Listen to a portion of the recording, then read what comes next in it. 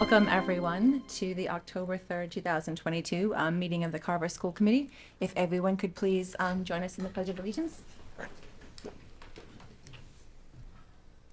Pledge allegiance to the flag of the United States of America and to the republic for which it stands, one nation, under God, indivisible, with liberty and justice for all.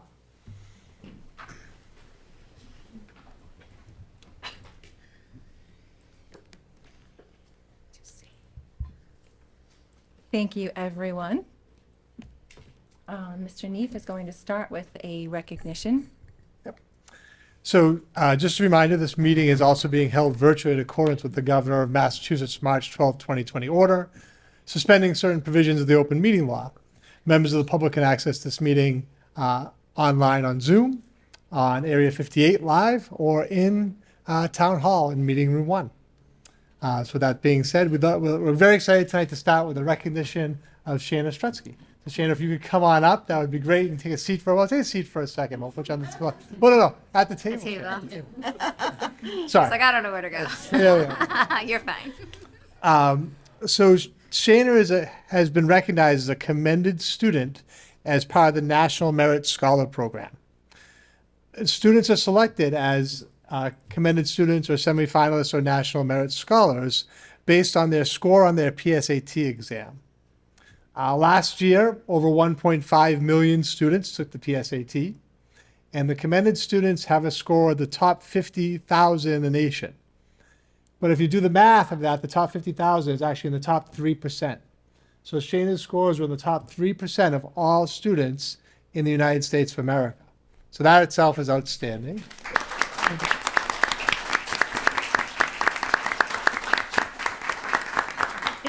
But I wanted to, so we're going to give Shanna a recognition. Shanna, you don't necessarily have to say anything. You certainly can if you'd like to. But, obviously it's an outstanding honor to have your scores be in the top 3%. Then, of the top 3%, the top 1% actually go on and are named as semifinalists in the National Merit Scholar Program.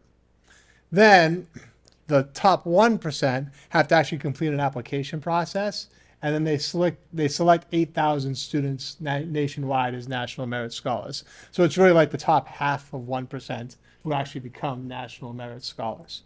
Unfortunately, Shanna, you weren't there, but I wanted to point something out, which is, I just wanted people to be aware. Your score actually was in the 99th percentile. So you were in the top 1% of all scores across the nation. This sounds off. I'll explain why you didn't move on as a semifinalist.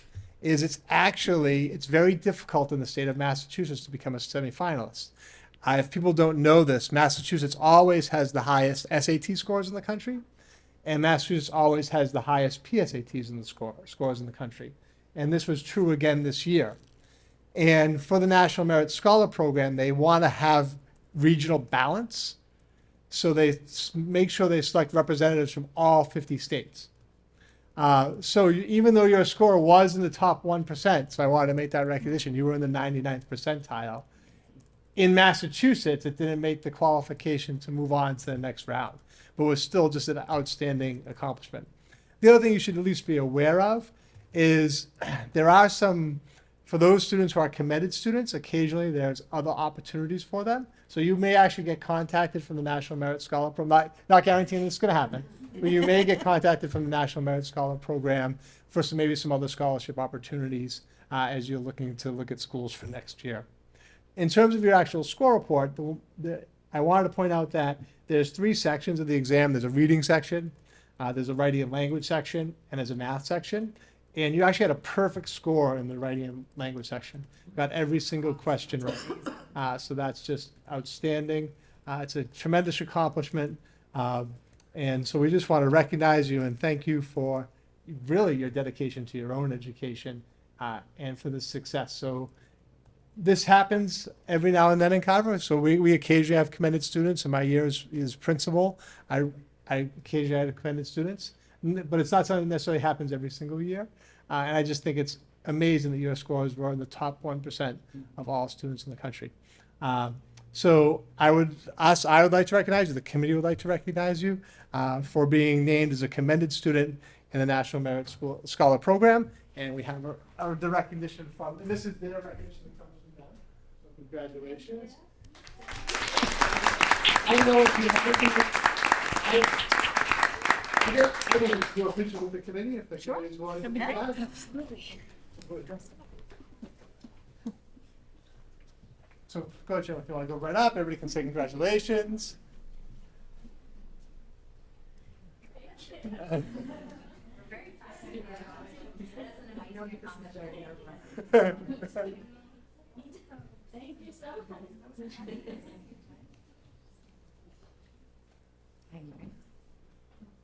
I'm gonna take one more. Excellent. Moment. Thanks, everybody.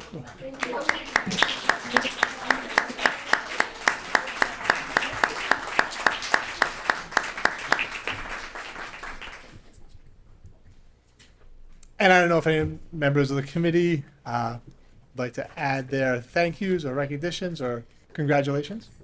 No, it's just extremely impressive. So congratulations. You should be very proud of yourself. And we're sorry for putting you on the spot. Yeah. But congratulations, amazing Yeah, work. super impressive. Thank you for coming tonight. Yes. Congratulations, Shayna. Thank you so much for sharing this with us. It's really special. So congratulations to you. Look forward to hearing about what your plans are for next year. So you'll have to keep us posted. Thank you for coming again. Thank you. Congratulations. Thank you. Thank you very much. Okay, so that brings us to comments from the APC, and I think Oh, I saw Tom Pinto. Or, I don't know I'm if sorry. Mr. and Mrs. Strusky want to. Oh, do you want to? Absolutely. Do you just want to say- come up and say something? You're more than welcome to. Shayna and Mr. Strusky, there's no, you don't. You are no welcome expectation. to head home. Yes, welcome to take Stay leave. meeting. Absolutely. Thank you for coming. Bye.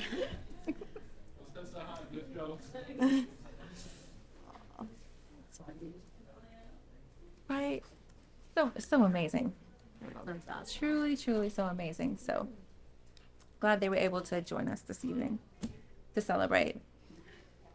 Okay, so now that brings us to comments from the APC, and I see that Tom Pinto is with us. There's Tom. Hi, Tom. Hey, Welcome. can you hear me? Hi, Tom. Yes. All right. Well, that's a tough act to follow. Super impressive. Gosh. So just want to say good evening, everyone. Here we are already in October. I can't believe it, even though we have some rainy weather. I hope everyone had a great start to the school year. On another note, if anyone has any family members in Florida, I hope they're safe and okay. They experienced a truly scary storm, so just want to give them my best. Also, on a positive note, we have a nice long weekend coming up, so I encourage everyone in the school community to take a chance to relax and take some time for themselves and their families. So that's it tonight. Thanks, everyone. Thanks, Tom. Thank you, Tom. Okay, so that brings us to comments from the general public. I do see that we have one member on Zoom. So if you are watching on Zoom, and if you would like to make a comment, you are welcome to. Just please put your name in the chat so you can be recognized. If there's anyone here in the room that has anything they would like to say, the microphone is yours. Just come right on up to the table and you can speak. Or we now have a mic that could be brought to you if you are unable to move to the microphone. Just raise your hand. That is very true. That is new this evening. So that is a great option. All right, I see no movement in the Okay. chat. I do not see anything in the chat, and I do not see any movement towards the microphone. So that will bring us to something new, which is great. Well, not fairly new. We started last year, right? Haven't had you guys here in a while, but very excited to welcome our student ambassadors, Luna Wiggins and Shays Cutting. So welcome. Look forward to hearing all of the great things you have to share with us.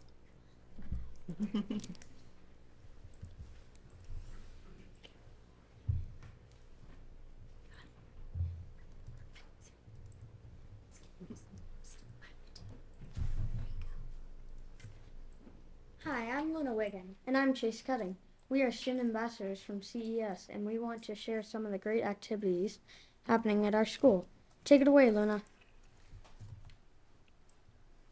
Our school theme is Above All, Be Kind. All throughout the year, we have been doing activities to encourage other students to make others feel better, and celebrating kids who are doing the right thing, even when no one is looking. Before school started, we hosted a play date for incoming kindergarten students. The kids got to meet new friends, play on the playground, and enjoy popsicles. I was able to help at the event. The kids looked like they were having so much fun. Meet the Teacher night looked a little different this year. How so? Kids got to pop in and eat some popcorn while meeting their teacher. Getting to know you activities were done so that students could get to know each other better. Did you meet any new friends this year, Luna? Yes, I did. Why is there a big, long divot around the fields? That's the new running path. Mrs. Nicole's class made a thank you card for everyone working on it. Here it is on an excavator. You know how teachers run on Duncan? Yeah. CES kids run on our new running path. There are 2 new book rooms at CES for teachers to borrow books from their lessons.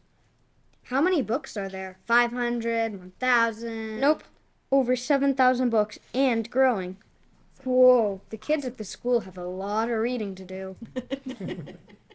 CES kids also brought in money to put in the golden booth that was in the office to support Go Gold for Hope. Kids and staff also wore gold. The musicians from Goulet explained the instrument families and inspired students in grades 4 and 5 to sign up for a band. I was in band last year. We played a lot of songs, including the well-known Jurassic Park. I want to play trumpet. I played the clarinet. Before and after school programs are awesome. Chorus, video club, learn to ride. Don't forget about running club. That also starts this week. You're right. Running club begins this week and Coyote Kid Club starts next week. There are a lot of opportunities for kids before and after school. We are rolling out of the road to success. Bus drivers will rate each bus ride with a score of 2 if the rules are followed all the time, 1 if the rules are followed some of the time, and 0 if the rules are not followed at all. The Road to Success bulletin board will track buses' progress so students can see who is in the lead. There will be a mystery prize monthly for the bus to reach the road to success. The Boosterthon kickoff is tomorrow. The theme is Adventure Awaits. Running the Boosterthon is so fun, and it's great that the money is to help our school. I can't wait. Have a great evening, and remember, above all, be kind.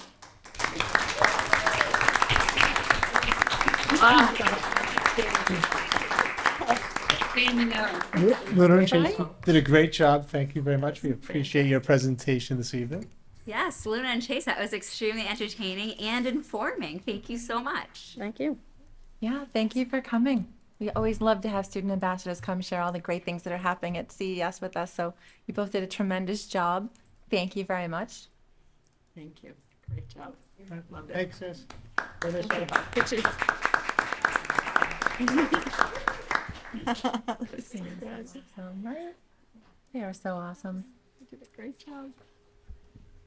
Good night. Thanks, guys. Good night, everyone. Thank you. Thank you for coming.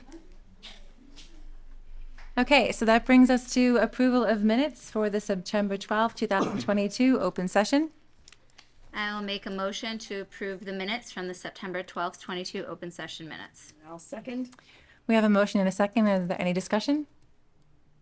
All those in favor? Aye. Thank you very much. Are there any communications this evening? There are no communications this evening.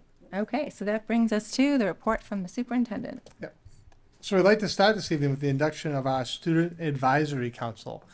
So obviously we're excited. This is a new program that the Carver Public Schools is looking to begin, where we're going to have a group of 5 students who are going to meet with 2 members of the school committee on a regular basis.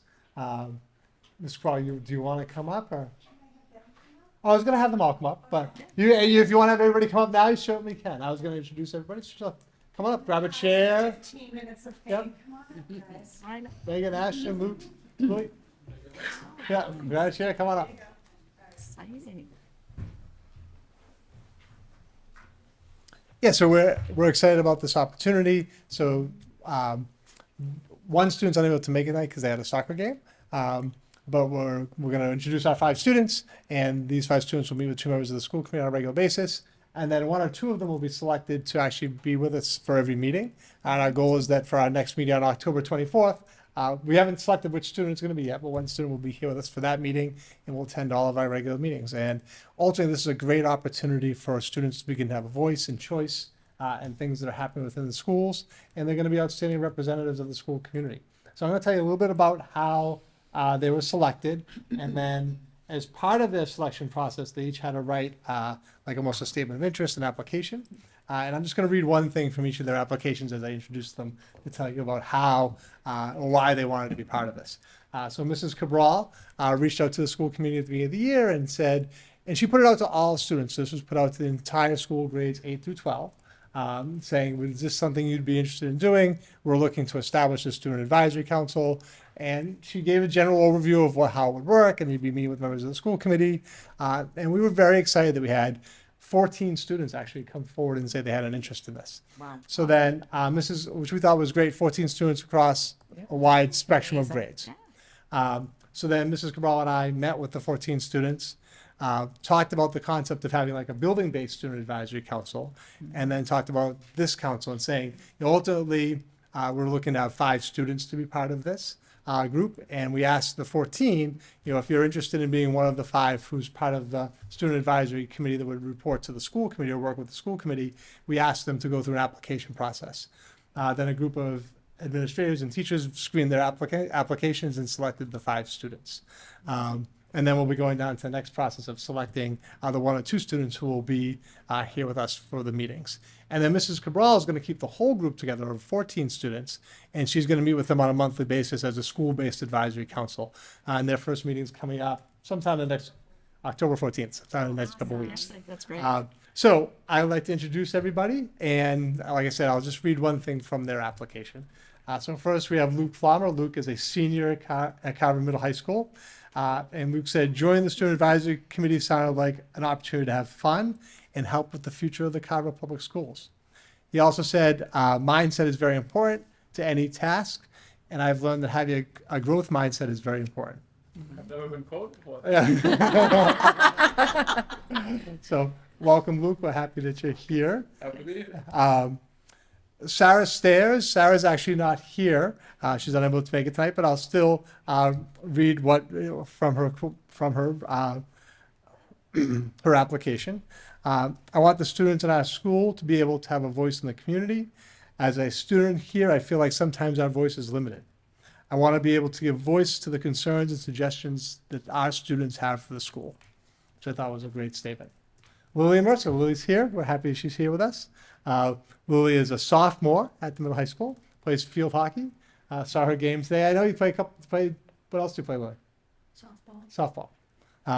So Lily said, I think it would be really great for me and other students of the school to be able to have a say in what changes we could make. And I'm going to hear from the body as a whole to make suggestions to the group to make changes at Carver Middle High School. Great. Great. Ashton McGuire. Ashton is a freshman. And Ashton said, as part of the application, I want to make sure that school is a safe and supportive for everyone. I want to make a difference. I want to be the change that the school needs. So that's a tremendous statement for the school as a whole. And finally, Megan Daly. Megan Daly is a freshman at the middle high school. And Megan said, Mahatma Gandhi once said, you must be the change you wish to see in the world. And this is my chance to be that change that I want to see. So we're just really excited that this group of students wanted to come forward, wanted to represent themselves, but also represent the school as a whole. And I'm excited about this opportunity for us as a school district, for the middle high school, and for the school community. Ms. Sprawn, I don't know if you want to add anything, or any of the students if you want to add anything.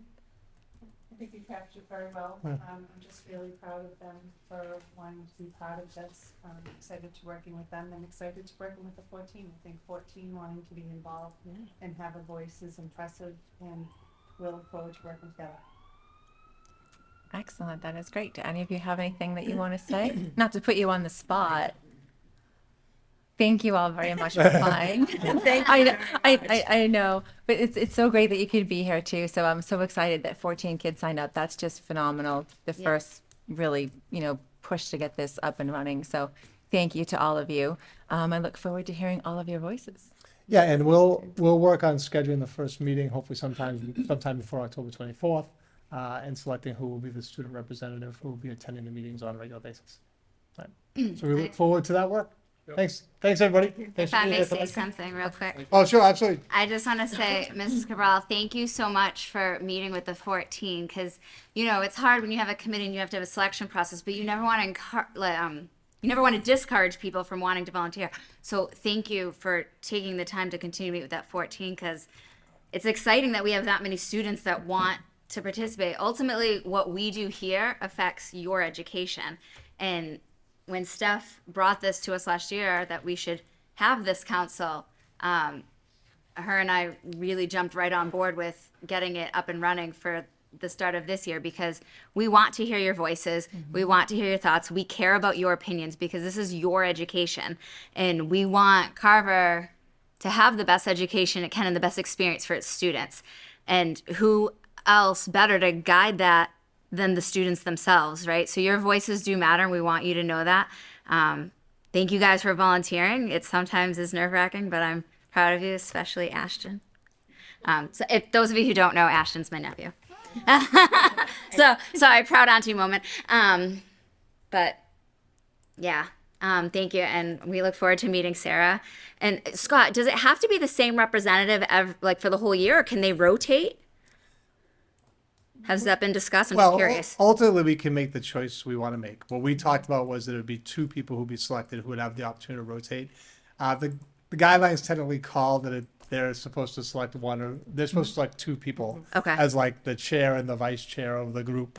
And that those would be the 2 people who would look at their schedules and say, let's see if we can make these meetings. I defer to the will of the committee. If you wanted to leave it open, then all 5 of them could create a schedule to come.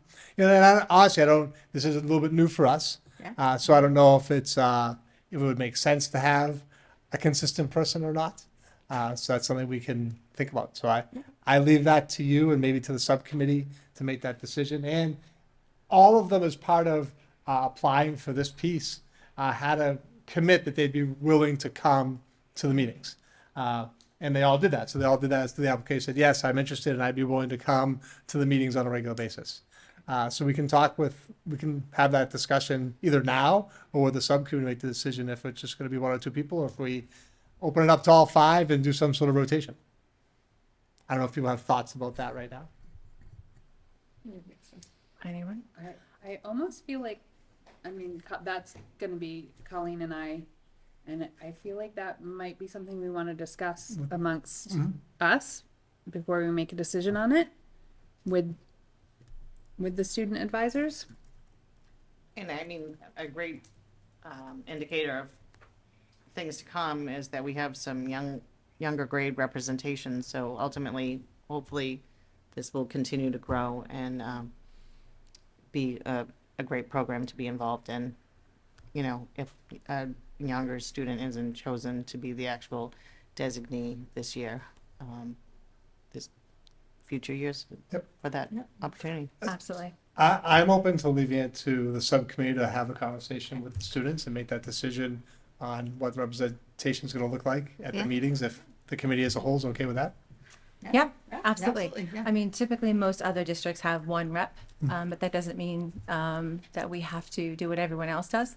I think this is an opportunity for us to do what's best for our district. So I think we all respect that. So again, so thank you. I'm happy for them to make the decision. I would say, as long as we're not in violation of rules, I would like the fluidity that, if there was a particular student that, had something, they wanted to address at a specific meeting, they don't get to vote, but they get to participate in discussion. It'd be nice to have that fluidity of, different, and I think it's just a cool experience for them. But you guys can all come to the meetings anyway and sit in the audience every time. You're Absolutely. always invited to come to our meetings. Everyone. We love an I did audience. say them say so. There's no. So tell your friends. I did say to them, there's no expectation that you stay tonight beyond your introduction to the committee. No. Oh, yes, there is. Absolutely Carrie, not. you can't leave till 11. Well, tonight may not be a bad night to stay. It's a pretty short agenda. No, perfect. Yeah, you guys will make a good decision. Make the decision for what's best for the council. And I'm just excited that there's going to be student representation. Absolutely. Absolutely. So All right. again, thank Thank you you very much. Thanks for Yeah. being here this evening. Congratulations. I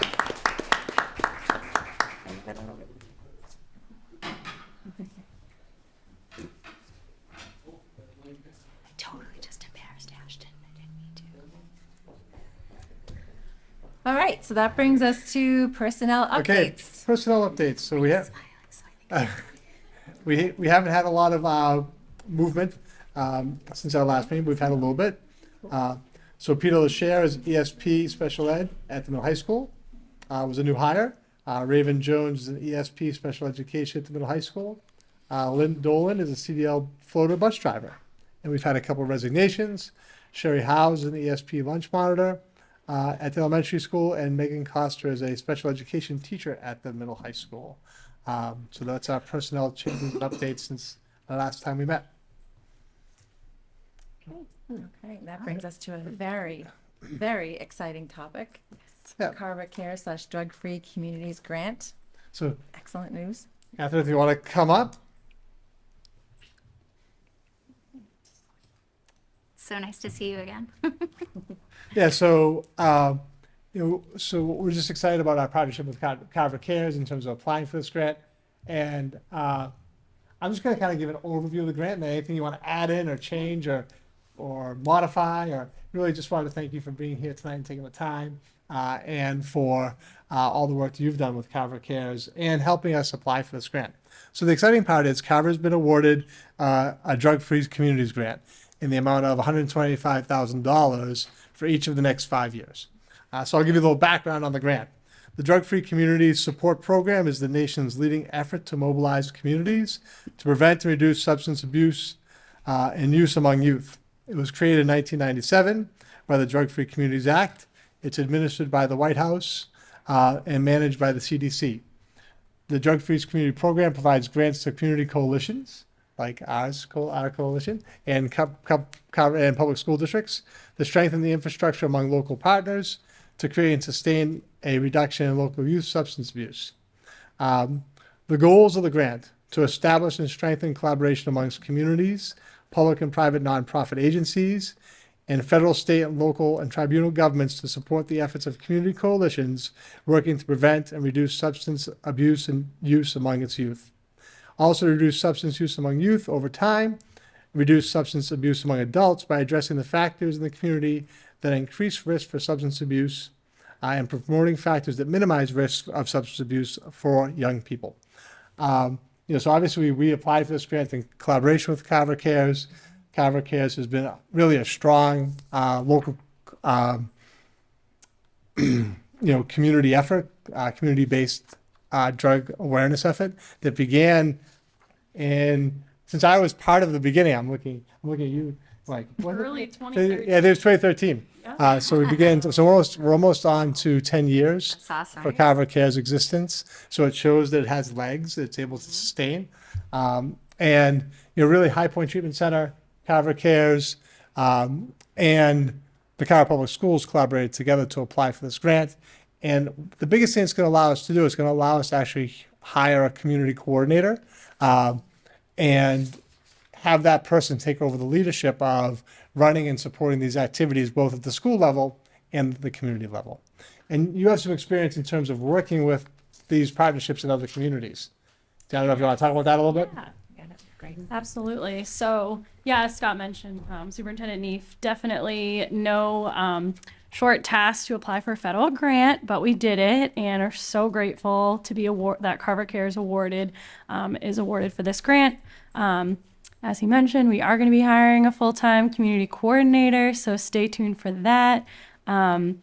it's a really exciting role where you get to interface with communities, partners, organizations. In my role, working with Carver Cares through High Point Treatment Center, we have a regional approach through the Plymouth Area Prevention Collaborative. So I've worked in Carver, Middleborough, Plymouth, and of the last year and a half, Wareham. So I've had experience doing this in local towns nearby, and Plymouth is a town that had just finished their 10 years of drug-free communities funding, and you could really see a huge shift in terms of getting like more folks on board locally, more, I mean, Carver does an excellent job with having their volunteers very heavily engaged, and having that full-time coordinator really just opens up more opportunities and doors to really make a difference and prevent substance use in Carver. So I'm really excited about that.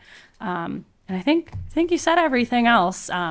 Just be on the lookout for that job posting because we are hiring. Yes. The And time frame that we expect that well, to be. For. well, we actually just, I didn't tell you this because I should have emailed you today. So we actually received the first steps of the grant process for us to start receiving the funds.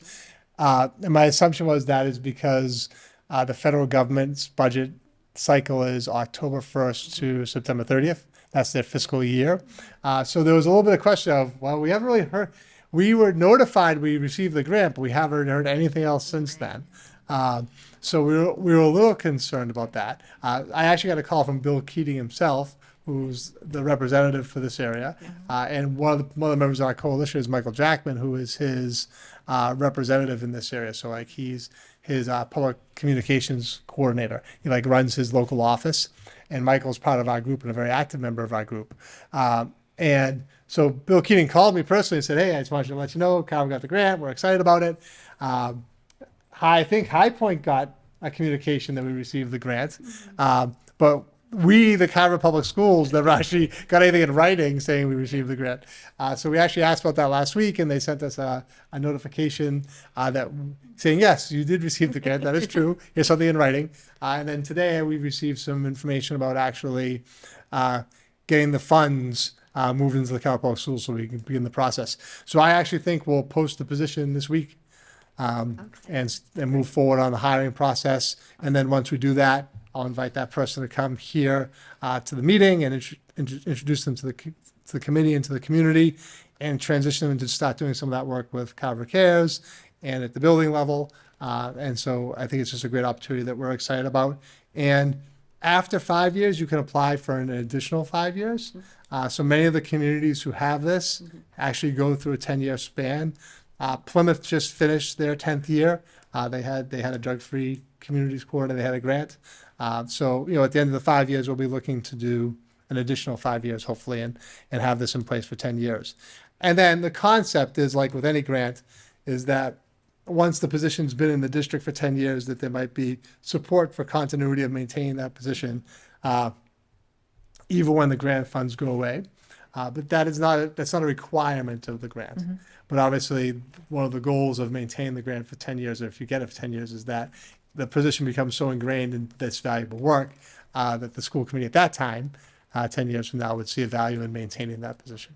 So this coordinator is an employee of Carver Public. Yeah, so all the money, all $125,000 comes to the Carver Public Schools. We're the fiduciary of the grant, and this would be a Carver Public Schools employee. Any other questions? Excellent. Do you have the logistics figured out of where this person's going? Will they have an office, central We do. office? Will they be in buildings? Most likely, I think, would be at central office as a office, but then would be, obviously working in both buildings and the community as a whole. Because really the goal is to be a community liaison. Yeah.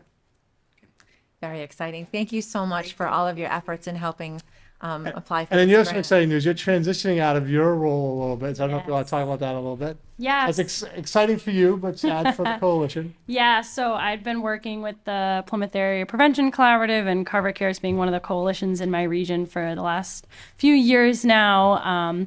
And I'm actually transitioning out. I'm staying on per diem till we get someone in my full-time role for the regional level, which would co-coordinate with this new person coming in. So it won't be just kind of one person trying to figure it out. We'll have some continuity from High Point Treatment Center of getting that person set up with connections in the community and relationships we've established. But I'm moving on to, I started a new role next door in Middleborough Public Schools, they got a grant to have a staff wellness liaison to support staff and their families, seeing a need, post still kind of in pandemic land. So I'm doing a lot of mental health work there. So it's really exciting. Well, congratulations. Thank you. Yeah. Yes, congratulations. And thank you for all you've done for our community in your role here.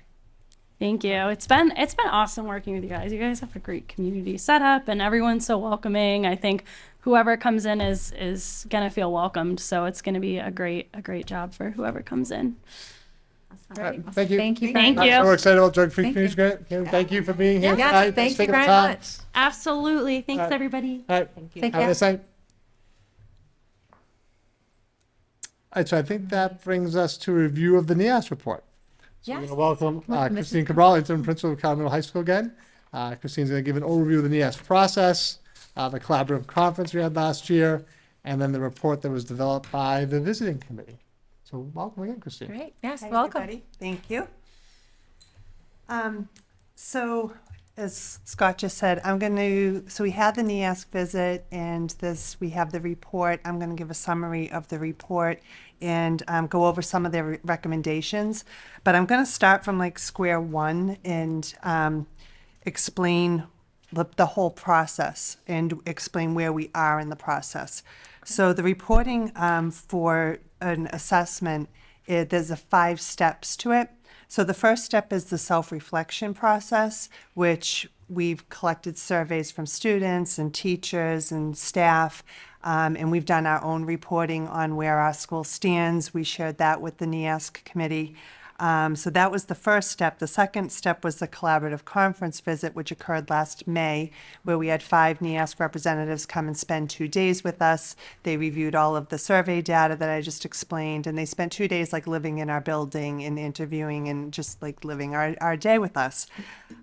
So we completed steps 1 and 2. Right now we're in step 3, which is the school's development and implementation of the growth and improvement plan. So now we have their report. We need to review it, take that information, and decide what steps we're going to take moving forward for improvement. And we have 2 years to go through that process, where we'll have the decennial accreditation visit, and then the follow-up program is like the 10 years between our accreditation period. So what they're looking for, the 5 standards for the accreditation, they include learning culture, student learning, professional practices, learning support, and learning resources. So in those 5 areas, we were assessed as whether we met these standards or if we did not meet these standards. So I'll start with learning culture.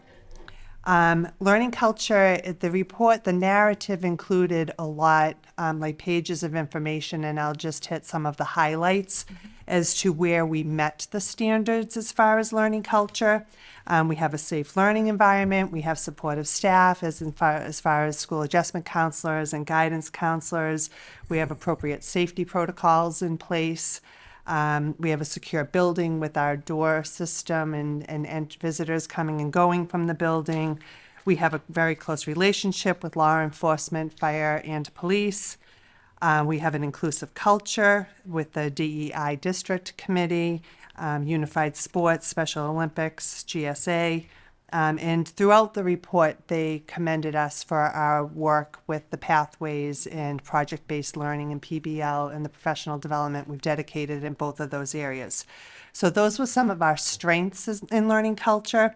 However, they stated that we did not meet the standard.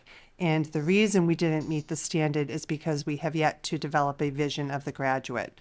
But as I go on in the presentation, we're on our way to creating a vision of the graduate, and we have a plan. So I'll address that in a minute. Do you mind if I just hop in there for a second? No, Or you can, please do. You can take this as well if you Go want. ahead. In terms of the community, might have a question of what is a vision of the graduate, and why is it like a driving piece of the process? You can do it. Okay. Yep. So, I mean, I worked on it with the staff last week, but go ahead. You want? yeah. So ultimately, the concept of the vision of the graduate is for the school community to come together, and obviously what it says to say these are the core skills that a student who graduates from this school we believe needs. And but once you establish that, the vision of the graduate is supposed to be the driver of decisions.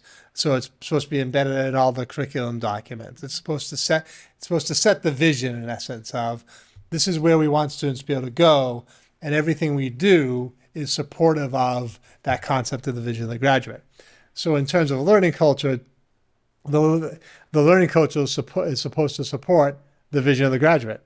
But if we don't have that formalized statement yet, obviously we're not going to be able to meet this standard. So it's really the one deficiency there was establishing the statement. It's very similar to the old NEAS system was, I don't even know how many of you would remember this, the statement of core values and beliefs. So the core values and beliefs in the old NEAS process became the vision of the graduate in the new updated standards and regulations. So at our last meeting, we reviewed the educational blueprint, and in that we had sort of like a vision statement. So would that not, this is something that's separate from that, or like, does it get derived from it? They should somehow be connected, right? They should certainly be related, absolutely. Okay. But it is still considered separate. Okay. So the vision of the graduate is supposed to be, in theory, NEAS, their visit is really only looking at,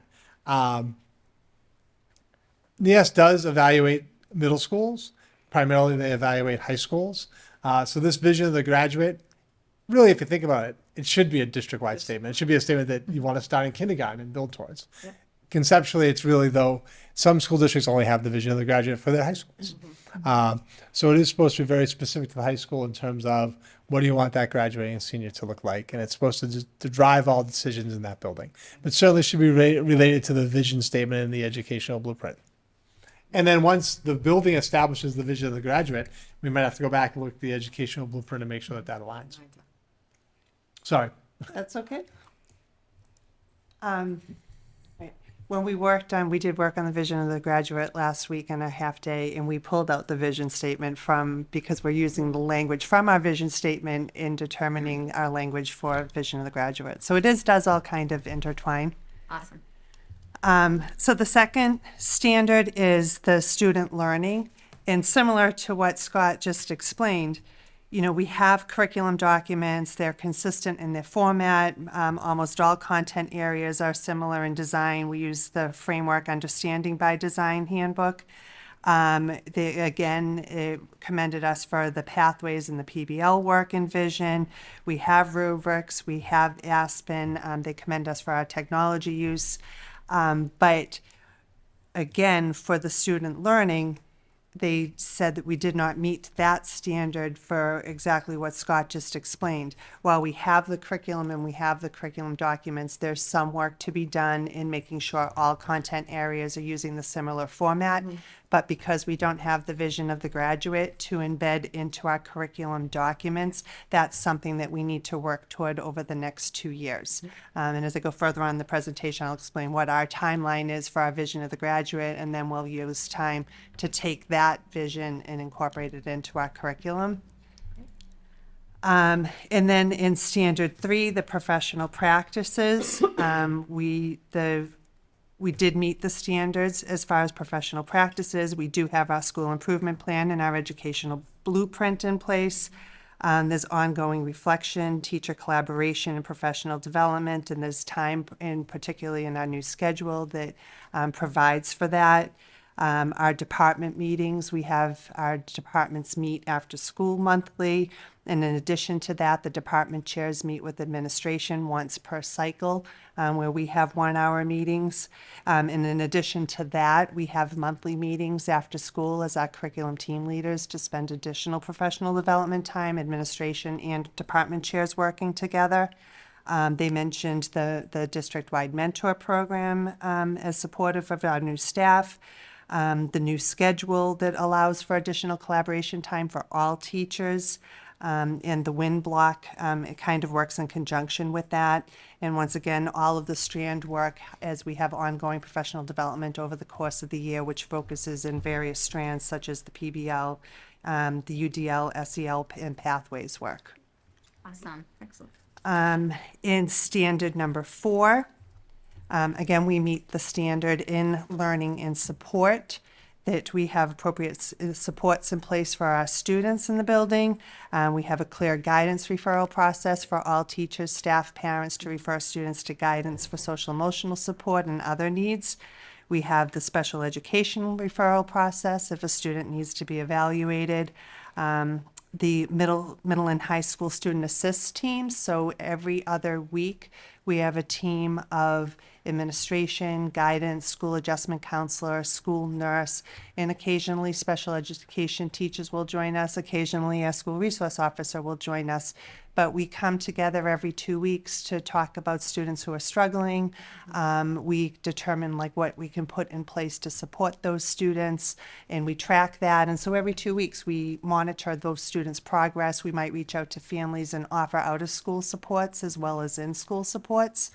So it's just an effort for this team to keep an eye on students and do what we can to help them.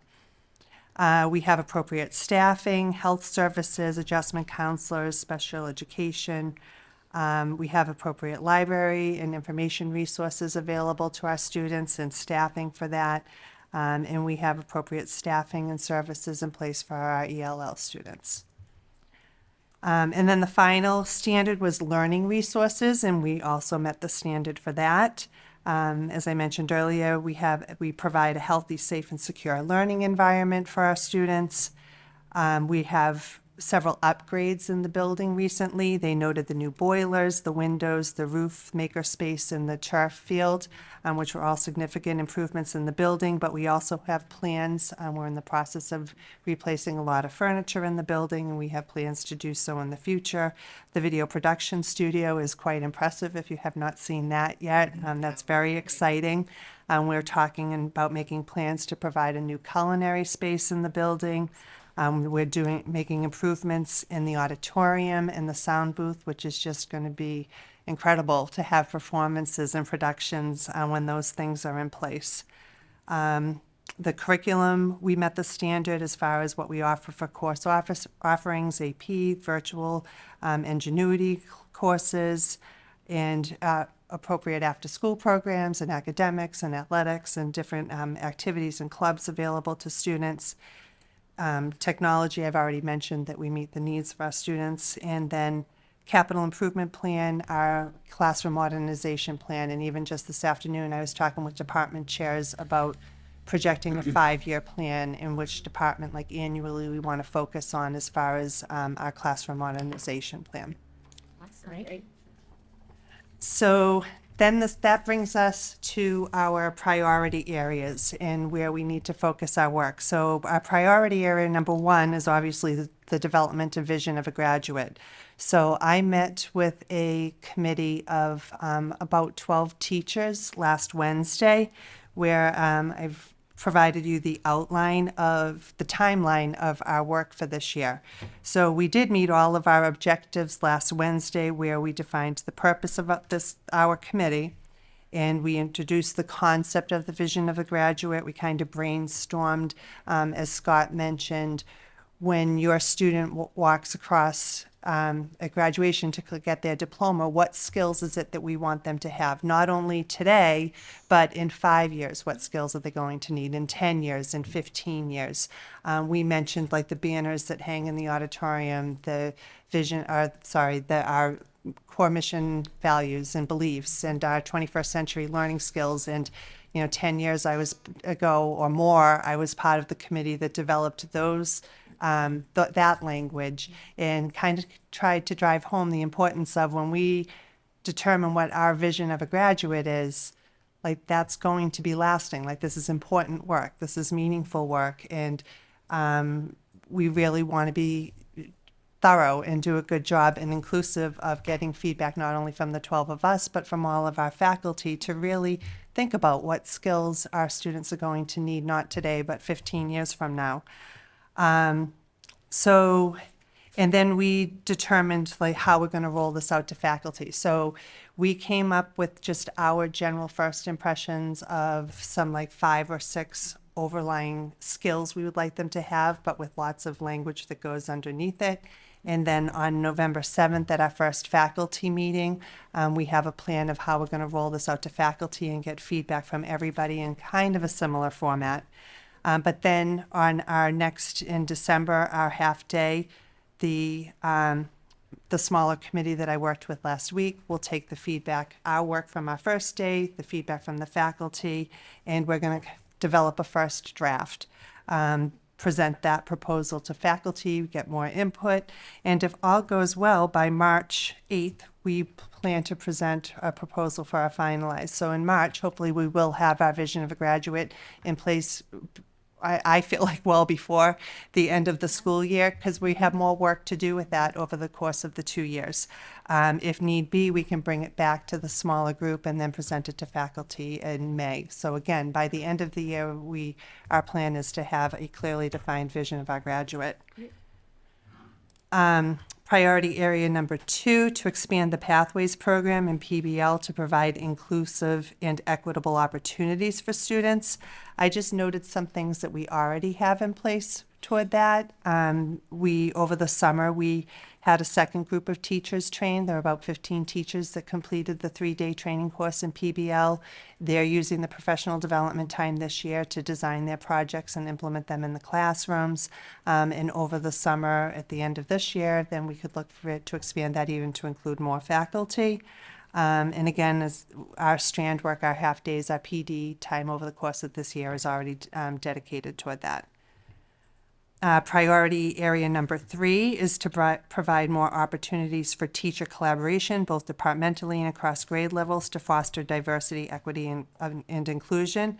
So again, these priority areas were developed like last spring, but we already have steps in place that are working toward this. With our new schedule, more collaboration time is available for all teachers. And with the work that they're doing with their strand work and already knowing what they're doing for their professional development time, that kind of is already working toward meeting that priority area. So there's more we can do, but there are things that we already have in place to start addressing these things. And there's priority area number 4, to enhance students' academic and social emotional development by strengthening relationships between students and adults. We didn't have the WIN block in place last year, but the WIN block, the What I Need, where students get to choose what they want to do during that half-hour block. And we're finding most students are choosing their activity based on the teacher that's offering that activity. Like, the kids want to be with who they want to be with, but that's part of the goal of it, is for them to make connections with people, and particularly with staff in the building. We had a very involved, very effective PBIS team. The Positive Behavior Interventions and Supports was very active prior to COVID, and it kind of died down a little bit, but would like to reinstate that this year and get that active again in the building. And then we need to establish a handbook revision committee to kind of make our handbook more aligned with what students need. And then the last one is priority area number 5, to update current grading policies to align with the school's beliefs about learning. And I know we've talked before about that too, that we need to establish a grading committee. So that's already in the works.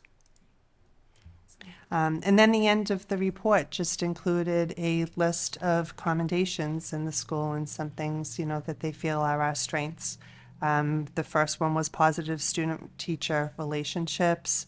Pathways program, the consistent unit guide formats across departments, the variety of school programs and supports for students. So a lot of these I've already mentioned: the safe and secure learning environment, emergency protocols, technology, academic programs to meet student needs, our capital improvement plan, and scheduled collaboration time. So all of these I've highlighted as I've talked through what the 5 standards are. But we're excited about the report. I know we didn't meet our standards in 2 of the areas, but I know we have a plan and we're going to make our mark. And I think that the staff feels good about it. I think we're excited about our work over the next 2 years, and we're definitely already moving in that direction. Well, that is great. Thank you very much for giving us such an in-depth insight into all of that information. It's really great to hear, and I'm glad that everyone's excited and invigorated to bring this forward. So thank you very much for putting together a very, I think, aggressive schedule, which is great to see. So So at the end of the 2 years, do they come back in to reevaluate, or do we like, are we on like a process improvement plan, if you will? Like, how does that?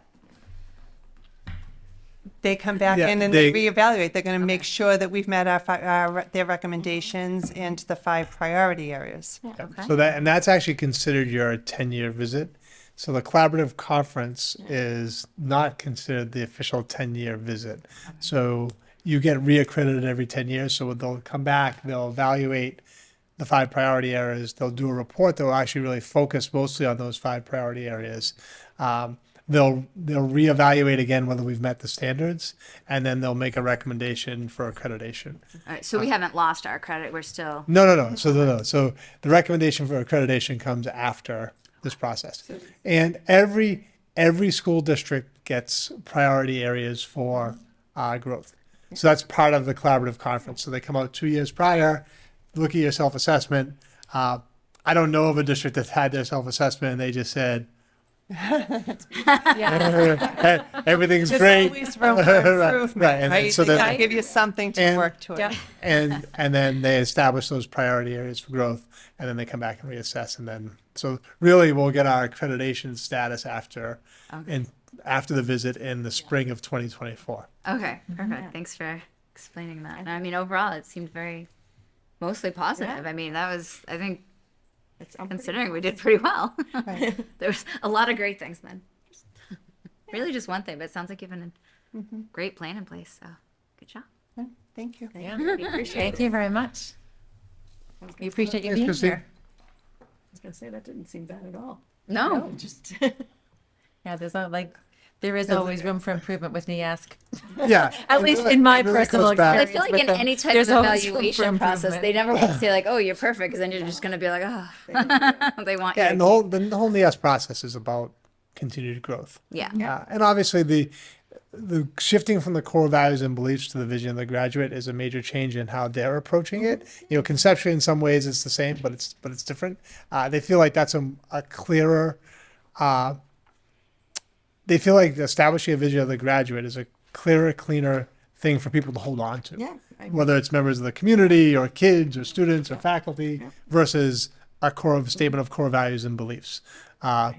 And so, obviously that's a shift that we haven't yet made, but we're going to make during this process. And that will be all by the end of this year. We should have that statement. We'll come back and once that's established, we'll come back and have a discussion about that or a presentation on the vision of a graduate. Excellent. And I'm sure there'll be some branding surrounding that, Yeah.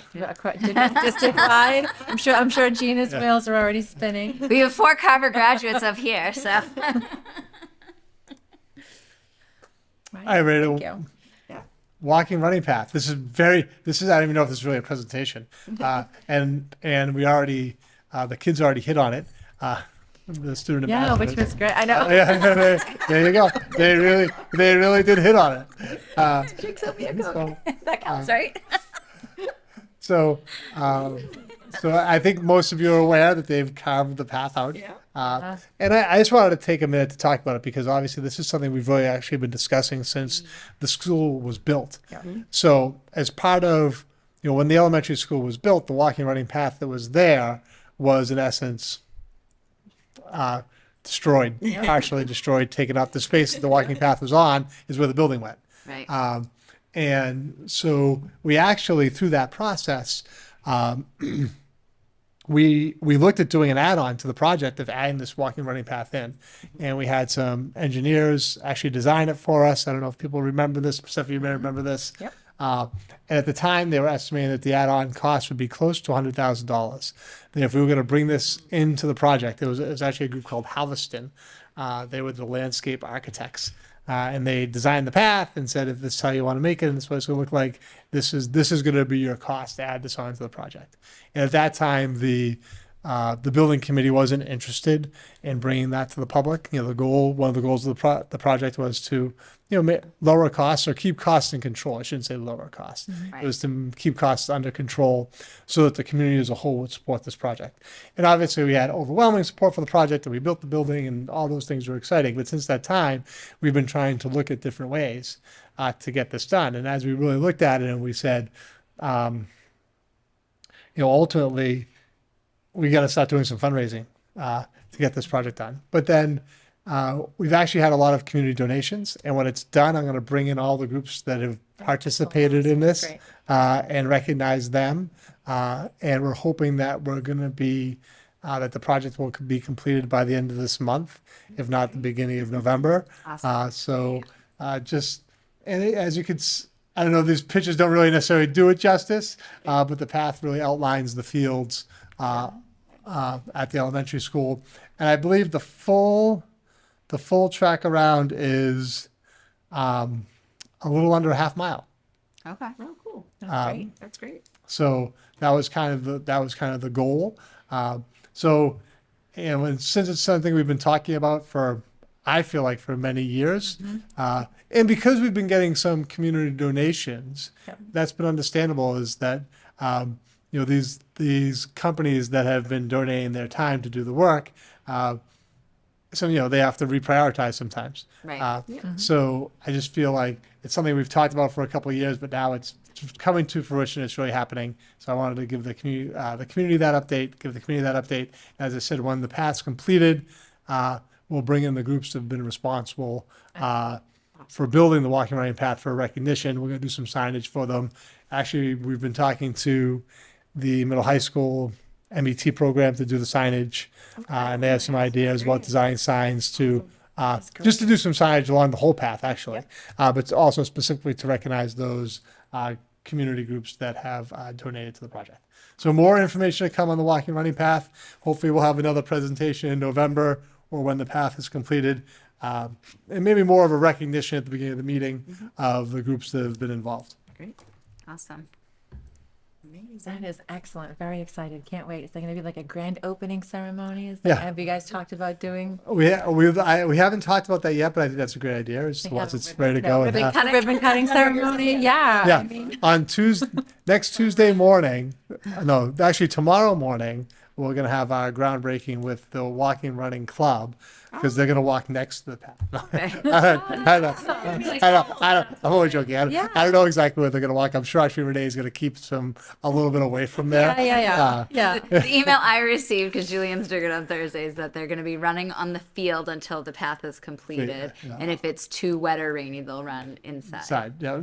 There are days where they go inside. So Yeah. if it's Well, I'm it's happy. real, They used to cancel it. So the yeah, or fact if that it's they really moved inside is cold, if you go over there at 7:30 in the morning, you'll see the kids walking or running around the school. Yeah, we got the Which is pack a great. second pair of shoes because the grass is often wet early in the morning. All right. We have upcoming events, which is just a list of a lot of activities coming up. It's obviously in the school committees in your background, so you can see the events that are coming up. I'm not going to go through and read everything. Borndale's happening right now. Borndale is happening as we speak for the sixth graders. Well, I'll be sleeping over there Thursday night. I'm very And then the seventh graders are going the second half of the week. We have parent-teachers conferences coming up both at the middle high school and at the elementary school. I think I mentioned this last time. We have the homecoming football game on the 21st. So Friday 21st with the dance on the 22nd. The SATs next week, is that happening in school? SAT exams for seniors next week? On the 12th, yes. I love that they're doing that in school now. That's a change. That's a COVID change that has kind of stuck because that was something they were absolutely against, actually. So the College Board SATs had to be given on Saturdays. And that's as for those of us who took our SATs, you probably remember that you had to go someplace. North. Yeah, because not every school offered them. So Right. you probably had to go. Then they were not offered at every high school, and you probably had to go someplace to take them. my district had them Yeah, because someone pulled a fire alarm in the middle of there's SAT exam. but I'm sure you had to do it on a Saturday. Yeah, It mine probably was wasn't It's Saturday. Saturday. It was still in That- North Quincy High. So time that- off of work. That is a nice that COVID change. They actually do it during the school day. Same with the PSATs. Boostathon fun runs coming up on October 14th. Yeah. Exciting. And then there's a lot of events in November too. But we'll meet before. So obviously our next meeting is October 24th, so those will be coming up. I guess I do want to mention one event though, is that on November 15th, we have secured Dr. Englander from the Massachusetts Aggression Reduction Center who's going to be doing an anti-bullying presentation. She's going to do it virtual. It's going to be It's gonna be it's going to be a Zoom presentation at 6:30 on November 15th. We actually had a little bit of a choice. We could have in person, but not Dr. Englander. So if we were going to have Dr. Englander, it had to be remote. So we went back and forth on that a little bit, but in the end, we decided that she really is considered the expert nationally. She's on national shows, and she's often called upon in terms of talking about the issues around bullying. The other thing that I've always been impressed with her, because we have had her speak here a couple times, and I know Christine and the middle school guidance office has done a lot of work with Dr. Englander, is that she really stays current. So she's not going to give the same presentation she gave Right. 8 years ago. She's going to talk about the impacts of COVID. She's going to talk about the new impacts of social media. Though social media was there Right. 8 years ago or 10 years ago, as she had done presentations here. But one of the things she specifically asked us was, what do you want your focus areas to be? Here's what I'm focusing on now. Here's how my presentations changed a little bit, which really was in line with some of the things we were looking for, which was phone, social media, effects of COVID. So that's kind of where she's focusing her presentation now. But I think that's a great thing that she does, is that she always adapts and changes to what's happening currently on the ground. And honestly, I think having it virtual, we have a better chance of having more participation because, I think that's a Tuesday because we have a meeting the night before. Like, Tuesday nights, I'm sitting in the dance parking lot, but I can join Zoom from my phone, Right. And so, So- I think we will get better presentation then. Are you going to require signups or are you just going to share the link? We're just going to share the link. She did not set a max. Okay. Excellent. So maybe that's a good Fantastic. question for us to follow up with her, though. Yeah. If she I'm has sure a there is max one. on her Yeah. Zoom. But I'm sure she has 1,000-person Zoom account. Yeah. Yeah. I could be wrong about that, but that would be Yeah. my guess, is that she has 1,000. It'd be cool if we had some social media posts about that too, because Yeah, that tends to we will, spread like we will have some wildfire. promotion of Wink, that. wink. Definitely need that. Okay. Georgina will I will happily share that one. Yeah, I remember the last time that I saw her speak, she was telling everyone in the audience to not fight cell phones and to embrace them because they were the wave of the future for our children, whether we wanted them to be or not, and that we needed to educate ourselves so we could, guide them and educate them. It was very impactful. So I'm excited that she's going to be available again. So Yep. thank you for making that happen. No, I'm looking forward to that. All right, I think that's all I have. If it's okay, I'll move into the recommendations. Okay. Absolutely. So first is just 2 field trips, one for the grade 7 to Canopy Lake, and one for the band for UMass Band Day. Your choice, if you want to take these separately or together, you can make a motion to approve these together or separately, as you choose. I will happily make a motion to approve both the Canopy Lake trip for the grade 7 and make a motion to approve the middle high school band field trip for UMass Band Day. I second. Excellent. We have a motion and a second. Is there any discussion? All those in favor? Aye. Thank you to those that are leading these opportunities for our students to get together and have some fun. I really want to chaperone that Canopy Lake trip because it's Scream Fest right now. And I am actually going with the juniors to Salem on Friday. Good for you. Are you guys going to Canopy after that too? or- Yes. Yeah. So sorry. Sorry, Kate. I'm not looking forward to Screen Fest like you would necessarily be looking forward to it. Scream Fest is going to be happening in my own yard very soon. All right. Budget transfers. Transfers. So Ron is not here; he's unable to make it tonight. But I does have some budget transfers for the beginning of the school year for FY23. They are all in front of you. The transfers he's looking to make. I just put them up on the screen. The biggest number on there is the $61,915. Carver has 2 accounts used to budget for collaborative out-of-district placements, out-of-district costs. One is for the middle high school, one's for the elementary school. This is simply a transfer from the middle high school collaborative outside out of district cost to the elementary one based on actual enrollments. What the committee should know is actually our overall enrollment out of district is actually down a little bit, and we're trending in a positive direction on the budget overall. So that's good news right now. Obviously, that is something that always could change. You know, so based on what happens throughout the year, we could have a change in our district placements that would have us not trend in a positive way. But currently we are. So that, you know, that is a fairly large transfer. So I wanted to point that one out specifically. But ultimately, that's just moving with the line items, all out of district costs, and that the overall cost is pretty neutral. The rest are pretty small items. You can see the list. If you want me to talk about any of the specific items on the list, I'll do my best to do so. Otherwise, I would recommend that we make a motion to approve the transfers as presented to you this evening. I'll make a motion to, I move to approve the budget transfers as presented this evening. I'll second. Excellent. We have a motion and a second. Is there any discussion? All those in favor? Aye. All right, Thank you very much for presenting those Thank in you, Ron's Scott. stead. Okay, so that brings us to reports from the school committee, and it's 8:11. I think that's not that we keep track, but it's, gotta say, A nice, nice meeting. this is pretty quick.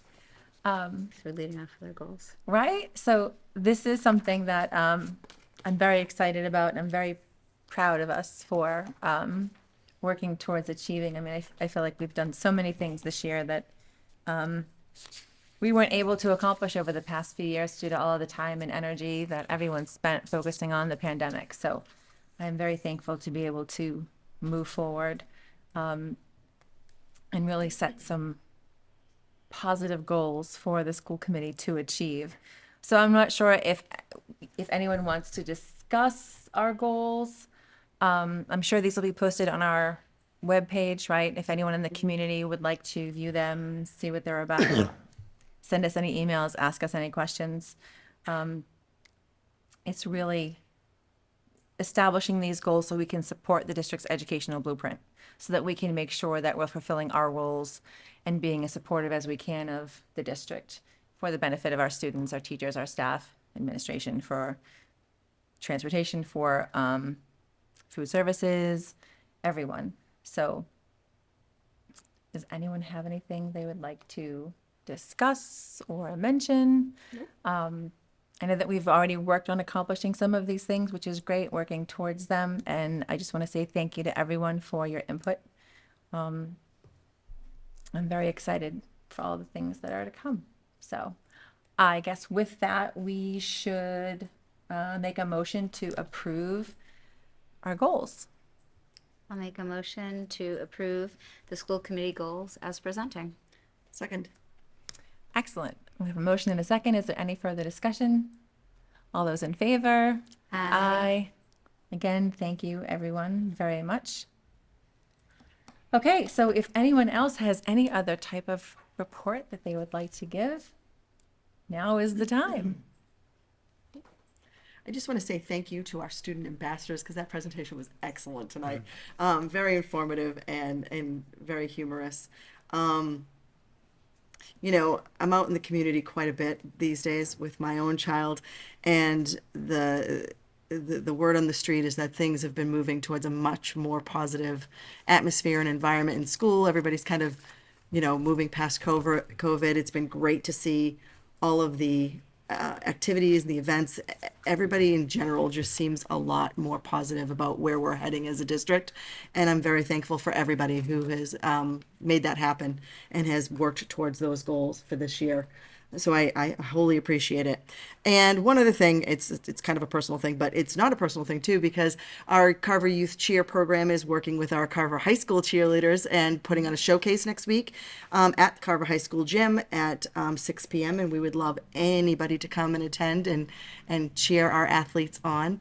I've definitely been enjoying the youth programs that have been intermingling with our high school programs. I think it's great for the younger kids. I think it's great for the older kids to get involved and help out. And I'm definitely very happy to see that. What night is that, Kelly? It is Tuesday night, October 11th at 6 p.m. in the high school gym. And all the teams will be performing. So all the youth and the Carver High cheerleaders will all be performing together. So Is that a free event or is it's it a free filtered? event. Come Free on event. in. Yeah, All we're, right. we're Right. spreading the Isn't that word. We've been excellent? posting it everywhere. So we're hoping we're going to get some. And I do believe our youth football teams will be there as well, who are doing very well in a brand new division this year. It's been tougher, we'll just say, but they're holding their own and they're doing a great job. And I hear that our soccer program's doing really good this year too. So glad to hear it. Glad to hear it. And thank you to everybody who's making that happen. All the volunteers, all the teachers, the staff, everybody. Takes a village. It takes a village, absolutely. Anyone else? I'm happy for a very positive meeting. I'm happy for all of the awesome celebrations, from Shanna's very high scores to, student representatives being here at both, the elementary and then the middle high school students that are, coming out to want to be participating. It's great. My heart is a little heavy tonight because there's a family in town that is going through the unimaginable. And a girl that I've attended high school with since elementary is in her last days. I think most people know about this person and her very courageous fight with cancer. One of her children is as a student in our district right now. And on her Facebook, there's a page that's been following her journey, and just countless people are just leaving messages about the life that she has led and the impact and legacy she has led. And so for those who don't know Jody McClellan LaFountain, her mantra is love like crazy and to live like Jody. And so while it doesn't really relate directly to school, I hope that everybody will be inspired to surround this family with love, and especially her children. And as you go about your day tomorrow, this week, love like crazy. So, Jody, we're thinking of you. And Brian and Chase and Addison and Pearl. That's it. That's all I got. I just would like to say that I am very excited to start working with the Student Advisory Committee. As I think everyone knows, I work with elementary kids, so it will be really exciting to see an education perspective from the high school kids and to actually get to help and guide them as they make this commitment to the school committee with us. It's so exciting. It is. It's Right, amazing I'm that they stepped up. So excited. The amount, the response has been overwhelming, right? Yeah, it's gonna be great. Yeah, and there are so many opportunities for them beyond our district also. Participate statewide, nationwide. It's they can really take it as far as they want to go, which is great. Colleen, are you all set? Yes. Thank Okay. you. I second, the extent of applicants we got, and I'm just looking forward to working with them. So connect to the older community, middle high school community. Great, thank you. I am very thankful that we have so many people in our district who are present and who are aware and who are connected to truly making our district a welcoming, a safe, a supportive place for everyone to be. It's not an easy undertaking because, as we know, every family has issues that they face on a daily basis that people may not know about. Some are public, some aren't. And I'm just very grateful that the focus has been SAVE supporting schools. And I have heard wonderful things about the WIN hour. And it's really great to see the students get excited and just to see and hear the teachers get excited about, the opportunity for them to connect with students they might not have met had it not been for the WIN block. So I'm very thankful that has come to fruition this year. I look forward to maybe later in the year hearing about how some things have developed and maybe some expanded opportunities as the year progresses. But I just want to say thank you to everyone that worked so hard to work towards, really making our district the best place that it can be.